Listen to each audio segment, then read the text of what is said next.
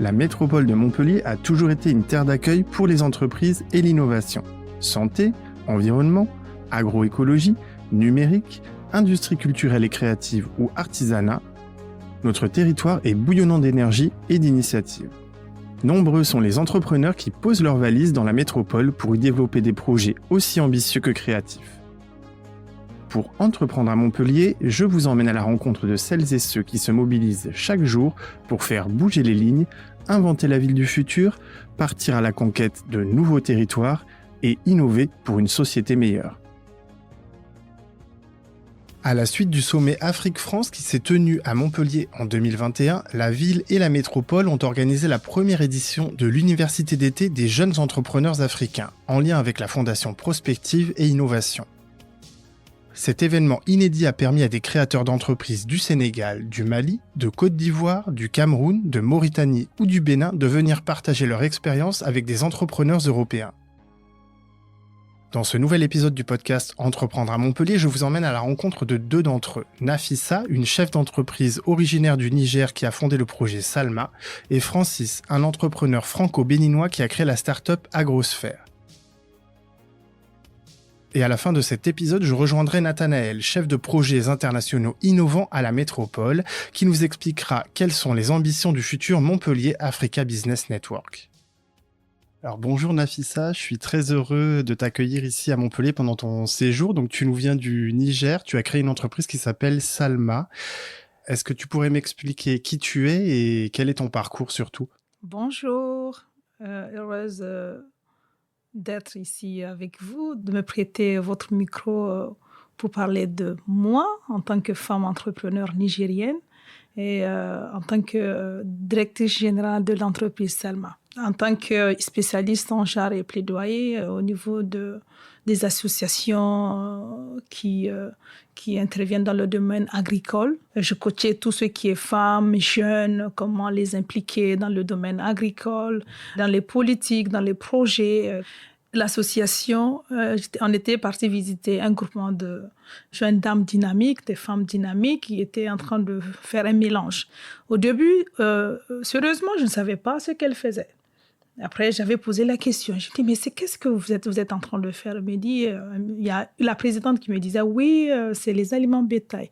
Je dis, mais à base de quoi? Elle me disait, oui, c'est à base de résidus de récolte tels que les tiges de mil, les fans d'arachide et tout. Donc, j'étais fascinée. Je dis, mais expliquez-moi davantage. Donc, elle m'avait expliqué, je ne comprenais pas très, très bien, mais j'étais convaincue que c'est mon destin, que je suis venue rencontrer mon destin, c'est-à-dire de créer une entreprise dans ce domaine. Parce que à la plateforme paysanne, à chaque fois lors des rencontres avec les éleveurs, leur préoccupation, c'était où est-ce qu'on peut avoir des aliments de bonne valeur nutritive? Parce que ce qu'on avait sur le marché, c'était que du bourratif. Tout ce qui est son de blé, les tourteaux de coton, les tiges en vrac, mais il n'y avait pas des aliments de bonne valeur nutritive. J'avais un petit fonds de 800 000 francs pour commencer. J'avais recruté 4 personnes pour pouvoir m'aider.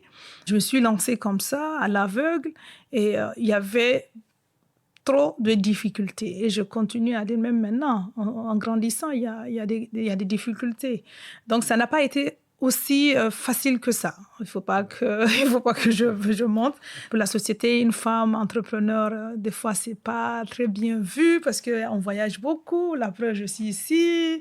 Ma famille est de l'autre côté. C'est très, très difficile. Et encore, de l'autre côté, il y a le nouveau produit que l'entreprise Selma propose sur le marché. Au début, entre parenthèses, avant qu'aucune banque ne voulait me financer, parce que c'était très difficile. Au Niger, les banques demandaient l'argent ou bien les garanties. Et les garanties posent, actuellement, ça continue pour une femme garantir une maison, un terrain, alors qu'au niveau héritage, c'est plus pour les hommes que pour les femmes. Donc, c'était difficile pour moi. Aucune banque ne voulait. Il y a quelques mois, du coup, tu es venu ici à Montpellier pour participer aux universités d'été. Tu m'as dit qu'il y avait 3 raisons qui t'avaient motivé à ça. Oui, il y avait 3 raisons. La première, c'était de connaître la jeune femme nigérienne que je suis. C'est juste pour vous dire que c'est difficile d'être entrepreneur au Niger, surtout pour une femme. L'écosystème n'est pas très, très favorable, mais on ne baisse pas les bras. Deuxième chose, c'est vraiment le réseau. C'est d'avoir des structures ou bien des personnes qui s'intéressent à financer les activités de l'entreprise Salma, soit en actionnariat, tout genre de financement. La troisième raison, c'était vraiment de créer un réseau. Ici, le Montpellier, on me connaît. C'est vrai, je suis connue par la ville et tout. Et grâce à ça aussi, je serai connue à Paris, je serai connue au niveau de Brest, je serai connue vous voyez, peut-être il y aura quelqu'un de l'autre côté qui va se dire oui, j'ai entendu parler d'une dame dynamique, une Nigérienne qui est dans tel domaine. Et est-ce que tu peux me raconter un petit peu cette expérience que tu as vécue? Qu'est-ce que ça t'a apporté, peut-être en termes de rencontres avec les autres entrepreneurs, par exemple? Ça m'a apporté beaucoup de choses par le réseau, parce qu'on était 9 ou 10 jeunes ici. On ne se connaissait pas. Grâce à cette rencontre, déjà, on s'est connus en tant que jeunes entrepreneurs africains. Je ne connaissais pas Montpellier. Ça m'a ouvert des portes. J'insistais sur le réseautage parce que le réseautage est très, très important. Nous avons gardé les liens avec les 10 jeunes entrepreneurs, avec la ville de Montpellier. À Montpellier, il y a un écosystème qui peut être très favorable pour toi et il y a un partenariat qui est en train de se dessiner avec le CIRAD. Est-ce que tu peux m'en parler un petit peu? Oui, l'écosystème ici, avec les échanges, c'est très facile de créer une entreprise ici. D'ailleurs, même, il y a parmi nous, les 10, il y a ceux qui ont déjà commencé à faire les démarches pour installer leurs entreprises ici. Moi, je ne connaissais pas CIRAD, c'est vrai, c'était grâce à l'université d'été que j'ai connu CIRAD. Ce que j'aimerais développer avec CIRAD, c'est que la formulation que j'utilise, les aliments bétail, la formule que j'utilise, c'est d'améliorer cette formulation. Je ne sais pas si c'est faisable, mais j'y compte bien grâce à la ville de Montpellier qui m'a invité de voir si je peux faire encore d'autres formulations à base des résidus de récolte. Voilà. Et toi, du coup, c'est quoi tes projets ici en France? Tu as peut-être un projet de t'implanter et qu'est-ce que tu recherches exactement? Oui, même m'implanter en France, je dirais pas d'aussitôt. Je préfère rester parce que le besoin en Afrique est tellement, il y a tellement de demandes que je préfère rester en Afrique pour le moment. Je ne ferme pas, je ne ferme pas. Ce que je cherche ici, c'est vraiment des partenaires financiers, des partenaires techniques qui veulent investir dans mon pays qui est le Niger et investir dans l'entreprise Salma. Et alors ça, est-ce que c'est une mission qui est difficile de trouver des partenaires financiers ici en Europe? Moi, personnellement, quand même, je n'ai jamais eu la chance. J'avais postulé une fois au Niger avec l'AFD, je pense. C'est un fonds un programme qui s'appelle PISCA, quelque chose comme ça. Mais ils ne m'ont pas retenu. Je ne savais, mais je me demandais chaque fois pourquoi. Mais quand même, avec les Américains, on arrive à s'en sortir. Avec l'Union européenne et tout, c'est très, très, très difficile et le budget est tellement petit. J'ai plus de chance apparemment avec les Américains qu'avec l'Union européenne. J'espère qu'à travers votre micro, j'espère que j'aurai la chance d'être financée par l'Union européenne. Et alors, est-ce que tu peux m'expliquer comment est-ce que tu travailles ici avec les équipes de la métropole de Montpellier?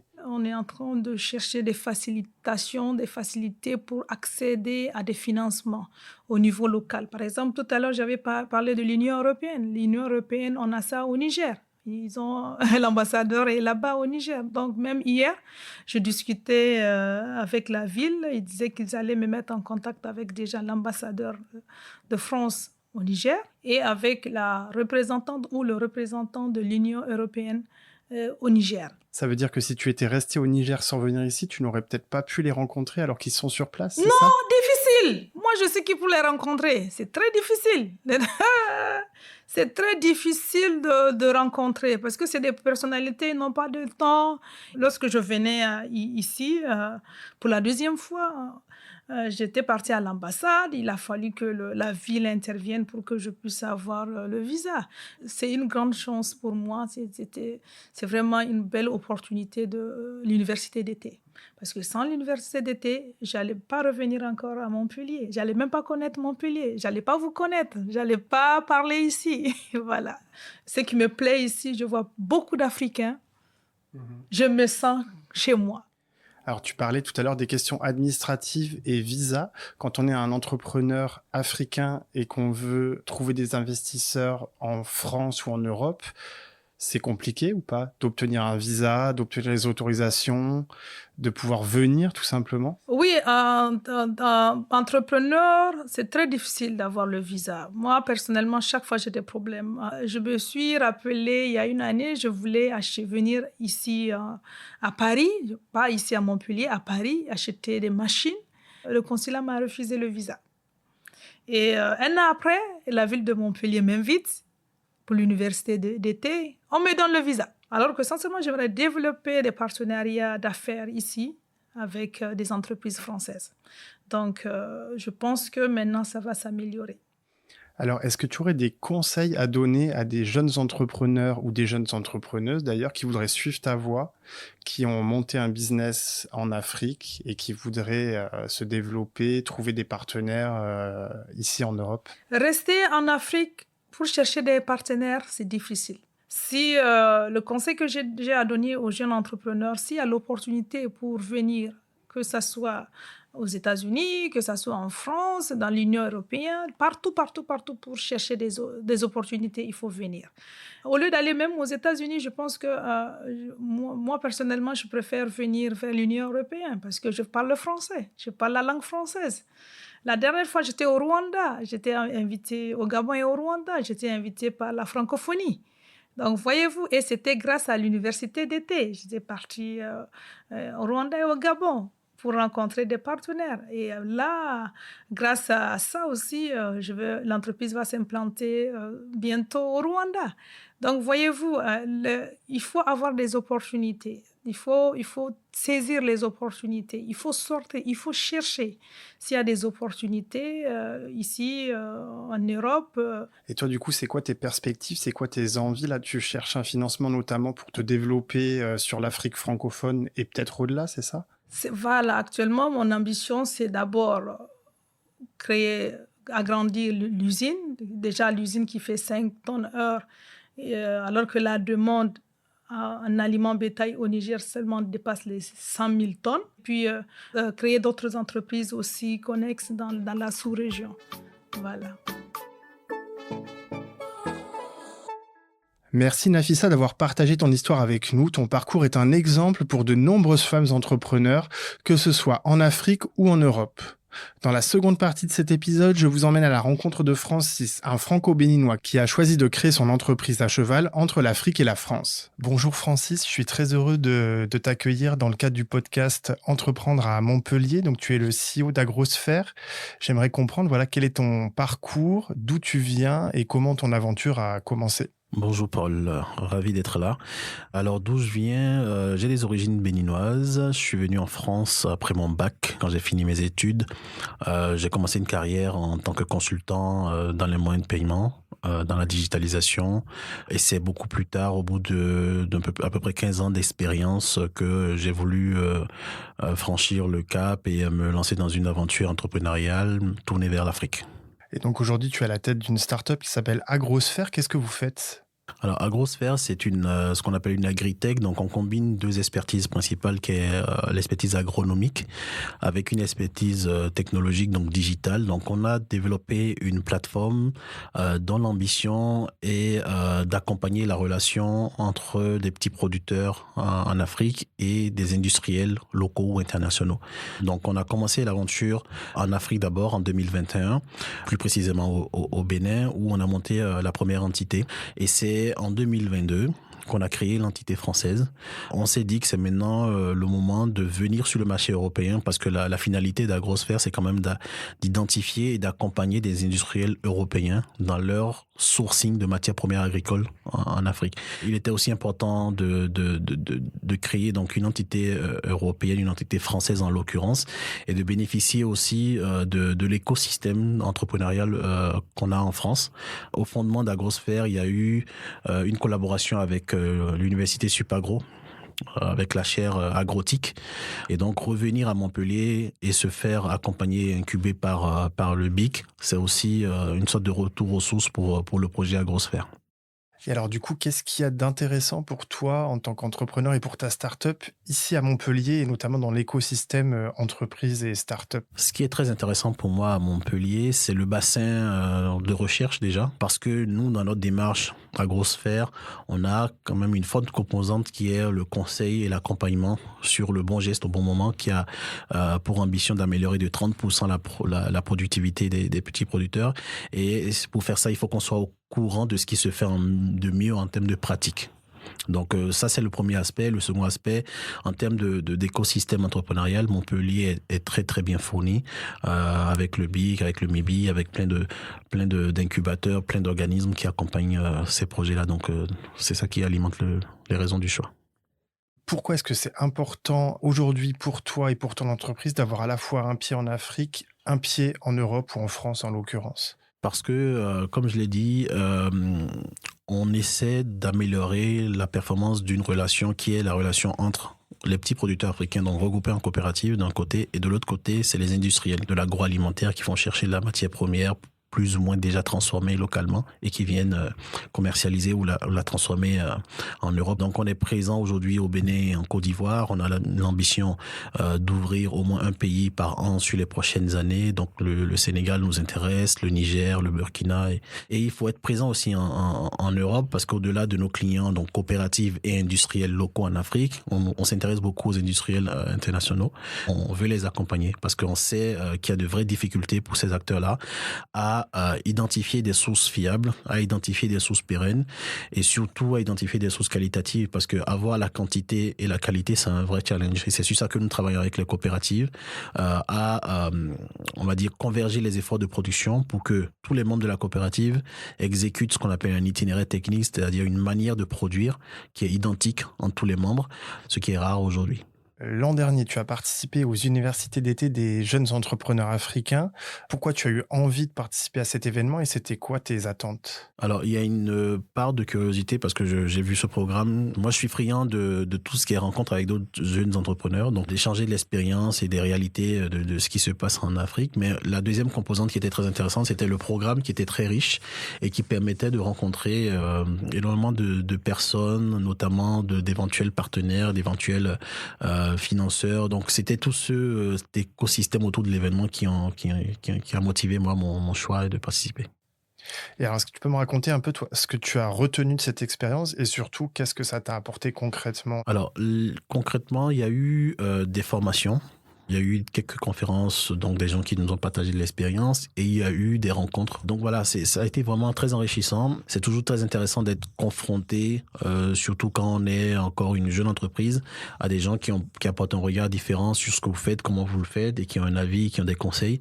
Et tout ça participe un peu à enrichir le programme, à enrichir ce qu'on est en train de faire. Et du coup, je vais un petit peu rebondir sur les liens que tu as tissés ici. Donc, je sais que tu as tissé des liens avec la métropole, avec le service des relations internationales, mais aussi avec le BIC de Montpellier. Alors, c'est des relations qui sont naissantes et dans lesquelles je crois beaucoup et qui peuvent nous apporter beaucoup en tant qu'Agrosphère. On est accompagné par la métropole, notamment sur le fait que, comme je disais tout à l'heure, je veux réimplanter mon entreprise dans le bassin montpelliérain. Et donc aujourd'hui, on est en pré-incubation au BIC.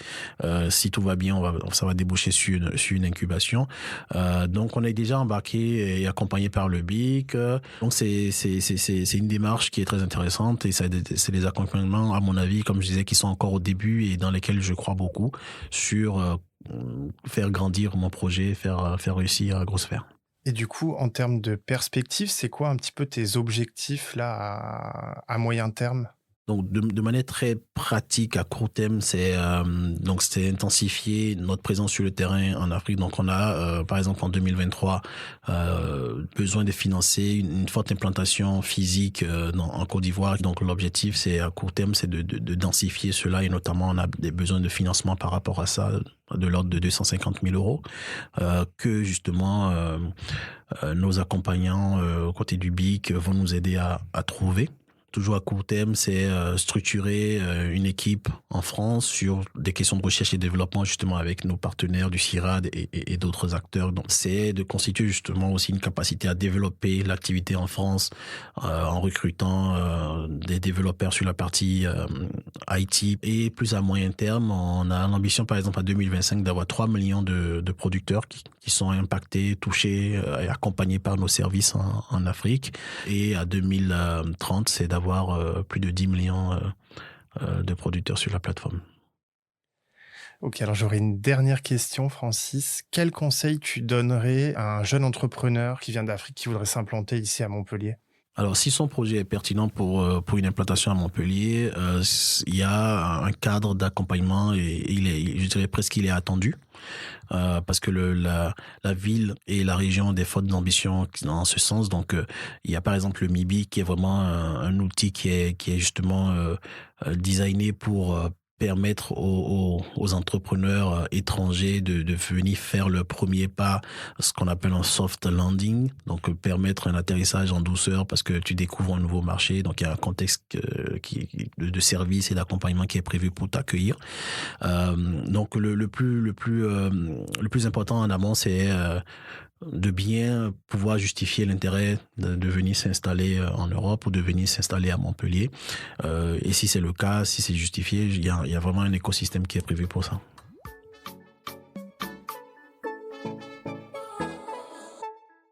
Alors, je suis à présent à la Maison des Relations Internationales Nelson Mandela à Montpellier et je suis avec Nathanaël. Bonjour Nathanaël. Nous venons d'écouter les témoignages de Francis et de Nafissa. Alors, à l'issue de ces universités d'été, comment vous avez accompagné ces entrepreneurs et quelles sont les perspectives à venir? Alors, à la fin de cette expérience, qui a duré 13 jours en tout, chacun des entrepreneurs qui a participé nous a rédigé un document qui détaillait un peu l'ensemble des besoins qu'il et elle avaient sur l'année à venir. Et en fait, on s'est basé du coup sur ces documents-là pour essayer de mettre en place un accompagnement vraiment adapté à chacun d'entre eux et de trouver des solutions spécifiques à leurs besoins. Donc, il y a certains de ces entrepreneurs qui étaient à la recherche de réseaux. Dans ce cas-là, nous, on a pu les mettre en relation avec des acteurs avec qui nous, en tant que territoire, on est en relation. Donc, ça pouvait être des acteurs scientifiques, ça pouvait être des acteurs économiques, ça pouvait être des acteurs diplomatiques, par exemple. Et puis, il y en avait qui avaient, par exemple, besoin de matériel. D'autres avaient besoin de financement. Dans ce cas-là, on a essayé de chercher aujourd'hui des structures qui étaient potentiellement capables de financer leurs actions, que ce soit l'AFD, que ce soit l'État français, ou que ce soit d'autres organismes comme le GIZ ou même des investisseurs privés. En 2023, les universités d'été des jeunes entrepreneurs africains vont prendre une nouvelle direction pour se transformer en Montpellier Africa Business Network. Est-ce que tu peux m'expliquer cette mutation ? Cette mutation, elle est surtout liée à ce qu'on a vu en fait l'année dernière. C'est-à-dire que concrètement, la chose la plus impressionnante qu'on ait réussi à faire au cours de la première édition de cette université d'été, c'était vraiment ce réseau, cette mise en réseau d'acteurs européens, d'acteurs africains, mais aussi des acteurs africains entre eux, qui était particulièrement intéressante. Et donc, ce changement de nom, il est aussi le symbole de ce qu'on aimerait construire à l'avenir, c'est-à-dire un grand réseau citoyen, un grand réseau société civile d'entrepreneurs européens, d'entrepreneurs africains, qui seraient du coup dans un échange permanent et qui seraient aussi dans des optiques de coopération et de montage de projets. La suite va aller dans cette direction-là. L'objectif pour nous, ça va être de monter en puissance aussi par rapport aux opportunités et aux services qu'on va proposer aux membres de ce réseau. Comment est-ce qu'on va pouvoir améliorer, par exemple, l'accès au financement pour les entrepreneurs du réseau? Comment est-ce qu'on va pouvoir améliorer la visibilité des membres de ce réseau, notamment d'un point de vue médiatique. Donc voilà, il y a plein d'autres aspects sur lesquels on a énormément de travail à faire, mais qui vont permettre du coup à cette communauté d'entrepreneurs africains et européens qu'on est en train de créer de grandir dans les années qui viennent. Alors juste une dernière question. Imaginons, je suis un entrepreneur en Afrique, j'ai envie de tisser des liens avec la métropole de Montpellier notamment. Comment je fais? À qui je m'adresse? C'est quoi les ressources qui existent? Aujourd'hui, on est en train de développer notre réseau en tant que métropole sur le continent africain. Cela passe bien sûr par les ambassades et les consulats français sur le terrain. Ça passe aussi par les entreprises montpelliéraines qui sont actrices et qui sont en activité sur le terrain. Ça veut passer par les diasporas notamment, qui elles vont être également un lien très fort entre nous, nos opportunités et ces entrepreneurs africains. C'est quelque chose qu'on est en train de développer, de travailler, d'améliorer d'année en année. Et on espère que du coup, les prochains appels à candidature seront très audibles sur le continent africain. La métropole de Montpellier est définitivement tournée vers l'entrepreneuriat et l'international. À travers ces 2 témoignages, vous avez pu vous rendre compte de la diversité des possibilités offertes par notre territoire aux entrepreneurs venus d'ailleurs. Vous avez créé votre start-up en Afrique et vous souhaitez participer au prochain Montpellier Africa Business Network ? Vous retrouverez de nombreuses informations sur ce programme d'accompagnement en description de cet épisode.